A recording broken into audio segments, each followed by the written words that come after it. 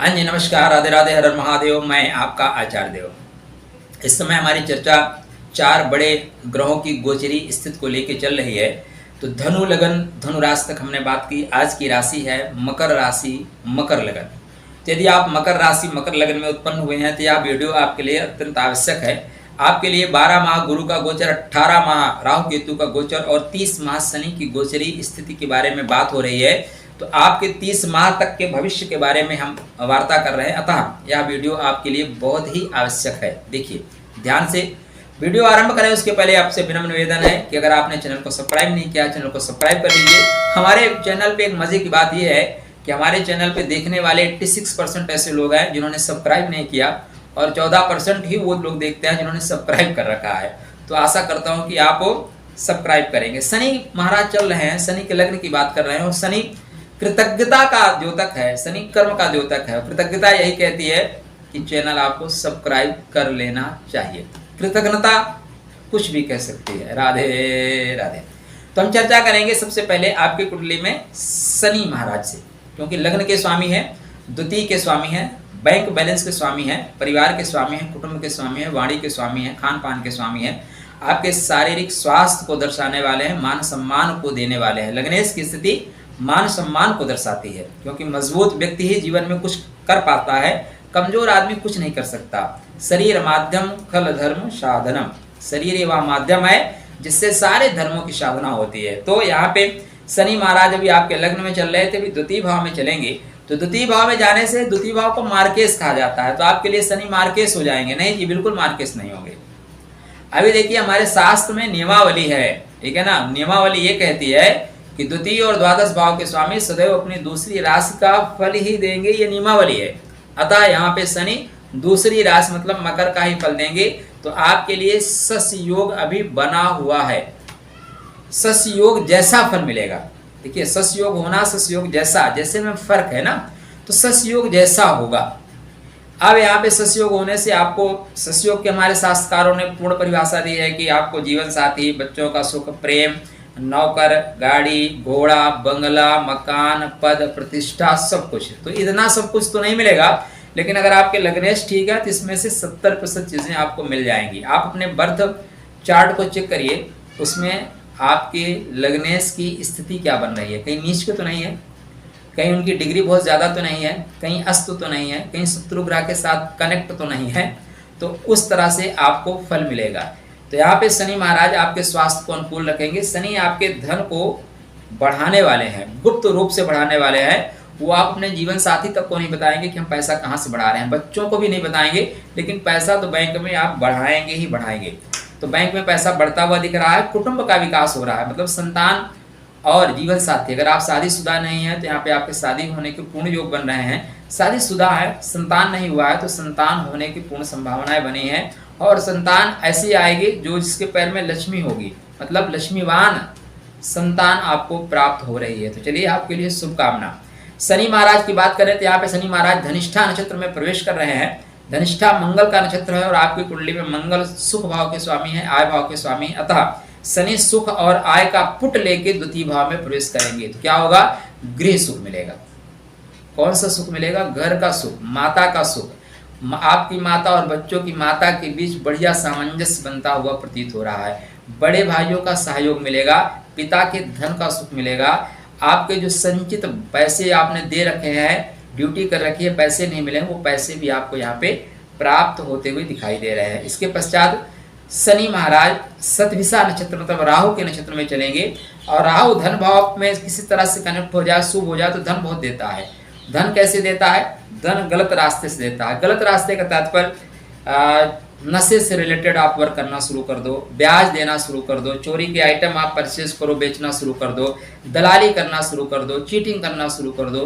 राहु इस तरह की चीज़ें करवा के बहुत मात्रा में पैसा देता है। तो मैं कहूँगा दलाली करिए, प्रॉपर्टी डीलिंग का काम करिए, बड़े बड़े बिजनेस डील करिए, छोटे छोटे चीटिंग ना करिए।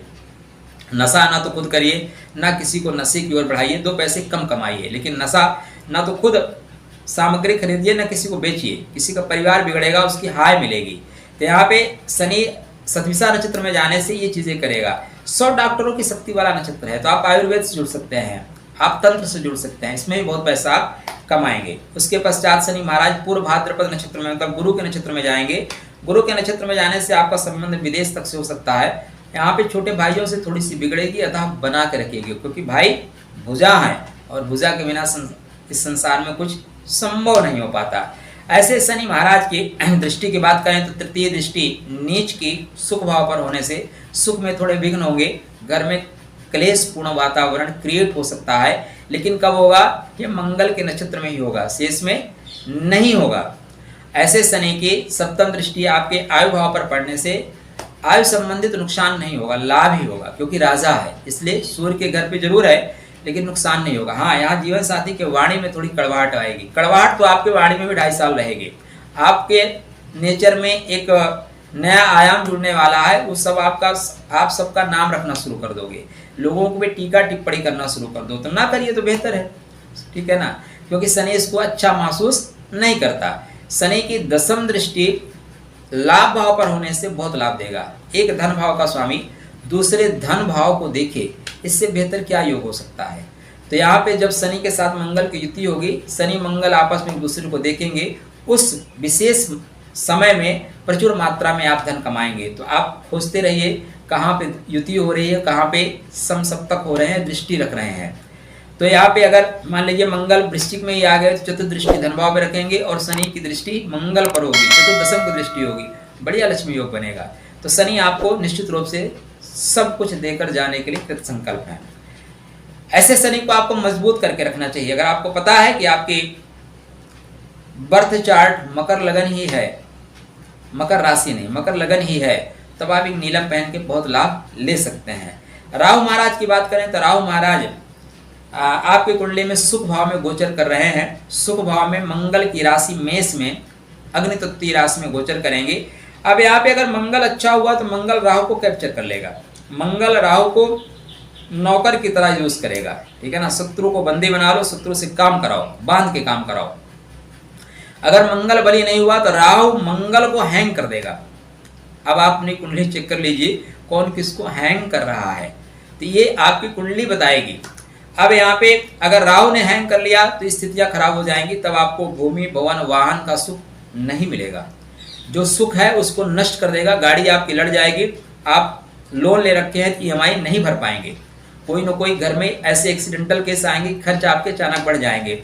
घर प्लाट भी आपका राहु बिचवा सकता है अगर मंगल खराब कंडीशन में हुआ तो। घर में चोरी होना, घर में झगड़ा होना, घर में आग लग जाना इत्यादि सारी स्थिति क्रिएट करेगा। अगर यहीं पे मंगल मजबूत हुआ तो राहु आज्ञाकारी बच्चा होगा, वो प्रॉपर्टी आपको देगा, आपको घर बना के देगा, नौकर चाकर का सुख देगा, घर में एक आध दो और विस्तार हो सकता है, मतलब प्लाट ले सकते हैं, फ्लैट ले सकते हैं। ये सारी चीजें आपकी कुंडली में मंगल की कंडीशन को देखते हुए चलेगा। तो राहु महाराज स्टार्टिंग कर रहे हैं कृतिका मतलब सूर्य के नक्षत्र में। सूर्य आपकी कुंडली में अष्टमेश हैं, अतः इसका प्रभाव लेगा तो आपके माता के स्वास्थ्य पे नकारात्मक असर पड़ेगा। घर में अगर मंगल कमजोर है तो इसी समय में घर में अग्निकांड, अग्नि दुर्घटना हो जाएगी। अगर मंगल मजबूत है तो अग्नि दुर्घटना नहीं होगी, माँ का स्वास्थ्य भी अनुकूल रहेगा, घर में थोड़ा पारिवारिक वातावरण किचकिच वाला चलेगा। वहीं पे राहु महाराज पे इसके बाद भरणी नक्षत्र में जाएंगे। भरणी मतलब शुक्र का नक्षत्र है और शुक्र आपकी कुंडली में जो स्थिति बन रही है बहुत शुभ बन रही है, पंचमेश है और कर्मेश है, अतः यहाँ पे आपके कर्म में विकास होगा, संतान का सुख मिलेगा, माता के धन का सुख मिलेगा, ये सारी चीजें आपको मिलती हुई प्रतीत हो रही है। राहु अंत में केतु के नक्षत्र अश्विनी नक्षत्र में जाएंगे। घोड़े जैसे आपको भागना पड़ेगा घर के कार्यों के लिए, तो आपको राहु घोड़े जैसा दौड़ाएगा, दौड़ना ही पड़ेगा, तृप्ति नहीं मिलेगी, शांति नहीं मिलेगी। तो अंतिम नक्षत्र में इस तरह की चीजें आपके साथ क्रिएट होंगी, आपके साथ चलेंगी। अब ऐसे राहु महाराज की पंचम दृष्टि आय भाव पर होने से आय संबंधित किंचित कष्ट मिलेंगे, जीवन साथी के वाणी पे नकारात्मक असर पड़ेगा। सप्तम दृष्टि कर्म भाव पर होने से जहां काम करते हैं वहां पे आपके कामों में कमी निकाली जाएगी। आपके अधिकारी गण बेवजह आपकी पत्नी जैसे मुंह फुला के बैठे रहेंगे, जीवन साथी जैसे मुंह फुला के बैठे रहेंगे। वहीं पे नवम दृष्टि व्यय भाव पर होने से आपको व्यात्मक होना पड़ेगा, खर्च करना पड़ेगा, विदेश यात्रा भी करनी पड़ सकती है। केतु महाराज आपकी कुंडली में दसम भाव में चल रहे हैं। दसमस्थ केतु आपके नौकरी व्यवसाय से आपको अलग कर सकते हैं, पिता से अलग कर सकते हैं। पिता की सेहत खराब है तो पिता का बहुत ध्यान रखें, नहीं पिता को आप खो देंगे। अगर आपके इस समय 6, 8, 12 की दशा चल रही है तो आप नौकरी से हाथ धो सकते हैं। केतु अचानक आपको निर्णय लेने वाला बनाएगा और आप जोश में होश खो देंगे, नौकरी से हाथ धो बैठेंगे। तो केतु को यहाँ पे बहुत नॉर्मल मत लीजिएगा, केतु आपके लिए विस्फोटात्मक है। तो विशाखा नक्षत्र में केतु स्टार्ट करेंगे और विशाखा गुरु का नक्षत्र है और गुरु मकर लगन में बहुत शुभ नहीं देते, अतः स्टार्टिंग में ही परेशानी आना शुरू हो जाएगी। उसके बाद स्वाति में चलेंगे, स्वाति में इन किन प्रकार अपनी नौकरी बचा के रख लेंगे, नहीं दिक्कत होगी। चित्रा मंगल का नक्षत्र है, यहाँ पे भी केतु बचा के रखेंगे, लेकिन राहु के नक्षत्र में पिता को घनघोर कष्ट मिल सकता है, इस चीज का भी आपको ख्याल रखना पड़ेगा। वहीं बात करें आपके कुंडली में गुरु महाराज की, तो आपके कुंडली में गुरु महाराज तृतीय भाव और द्वादश भाव के स्वामी हैं और वो तृतीय भाव में ही गोचर करेंगे। तो कर्म पथ का विस्तार होगा। भुज बल एक कुंडली में योग बनता है, स्वभुज बल निर्मित योग, अंग्रेजी में बोलिए तो सेल्फ मेड योग। तो आपके लिए यहाँ पे सेल्फ मेड योग होगा। गुरु एक साल आपको गढ़ेंगे, गुरु एक साल आपको रगड़ेंगे, गुरु एक साल आपको चमकाएंगे। तो गुरु आपसे श्रम कराएंगे, गुरु आपसे संघर्ष कराएंगे। उस संघर्ष और श्रम की वजह से आप समाज में चमकने लायक बनोगे या चमक जाओगे, ऐसा कह सकते हैं। गुरु यहाँ बंधु बांधवों के स्नेह से, बंधु बांधवों के सहयोग को लेके आपके जीवन में प्रगति का सूचक है। तो आप बंधु बांधवों के साथ मिलकर सहयोग, जो व्यापार आप कर रहे हैं, दो लोगों से संयुक्त होकर वो व्यापार में आपके प्रगति प्रदान करेंगे। मकर लगन मकर राशि में गुरु बहुत शुभ परिणाम देने वाले नहीं होते। गुरु यहाँ पे व्यात्मक है, लेकिन गुरु जब खर्च का स्वामी होता है तो उसको पता है कहाँ पे कितना खर्च करना है। अब ऐसे गुरु के सप्तम दृष्टि जो है आपके धर्म भाव पर होने से, भाग्य भाव पर होने से गुरु आपको धर्म के लिए पैसा खर्च कराना चाहेगा और आपको धर्म के लिए पैसा खर्च करना भी चाहिए, क्योंकि वहीं से आपके भाग्य के कपाट खुल रहे हैं। तो यहाँ पे आप पैसा खर्च करें, धार्मिक यात्रा करें, भाग्य के कपाट खुल जाएंगे। धर्म के लिए विदेश की यात्रा बनती है तो विदेश की यात्रा करिए, उससे आपको बहुत लाभ होगा। वहाँ पे नए नए आपको प्रोजेक्ट मिलेंगे, नए सहयोगी मिलेंगे, जिससे आपकी गति द्रुत हो जाएगी। ऐसे गुरु महाराज की पंचम दृष्टि उच्च के आपके जीवन साथी पर होने से जीवन साथी विदेश की यात्रा कर सकता है। विदेश से जीवन साथी आयात शब्द गलत है, जीवन साथी आयात नहीं होता, विदेश से जीवन साथी आप ला सकते हैं या जीवन साथी विदेश से हो सकता है, ऐसा कह सकते हैं। तो यहाँ पे जीवन साथी का विकास होगा। जीवन साथी का अगर आजीविका के क्षेत्र में कार्यरत हैं तो टीचिंग से रिलेटेड या मेडिकल साइंस से रिलेटेड वर्क कर रहे हैं तो उनको निश्चित रूप से सफलता मिलती हुई दिखाई दे रही है। वहीं पे गुरु की नवम दृष्टि आय भाव पर होने से तृतीयेश और आयेश का संबंध बन रहा है, अतः बड़े भाइयों से सहयोग मिलेगा और स्वभुज बल निर्मित योग बनाएंगे, अतः आपकी कुंडली में होगा हर तरह से विकास। तो ये थी मकर लगन मकर राशि की बातें। आपको आशा करता हूँ कि वीडियो आपको पसंद आएगा। आपके लिए ज्ञानात्मक बातें ये हैं कि गुरु के रश्मियों को आपको कितना ग्रहण करना है, ये ज्ञान होना चाहिए। तो गुरु की रश्मियों को डिस्कनेक्ट करना है, शनि की रश्मियों को कनेक्ट करना है। राहु जब नक्षत्रानुसार चल रहे हैं, जैसे भरणी में चलेंगे बहुत अच्छा होगा, अश्विनी में चलेंगे अच्छा होगा, सूर्य के नक्षत्र में चल रहे हैं तो राहु की रश्मियों को डिस्कनेक्ट करना है। उसी तरह केतु जब आपकी नौकरी या पिता से अलग कर रहे हैं तो केतु की रश्मियों को डिस्कनेक्ट करना है, शनि की रश्मियों को कनेक्ट करना है। ये आपको पता है, तभी ये वीडियो देखने का मतलब है। आशा करता हूँ आप बहुत समझदार हैं, तेजस्वी है, ओजस्वी है, तो सारी बातें जान लेंगे। नहीं समझ में आता दिए हुए नंबरों पे आप संपर्क कर सकते हैं। आपके लिए मंगलमय शुभकामना। राधे राधे।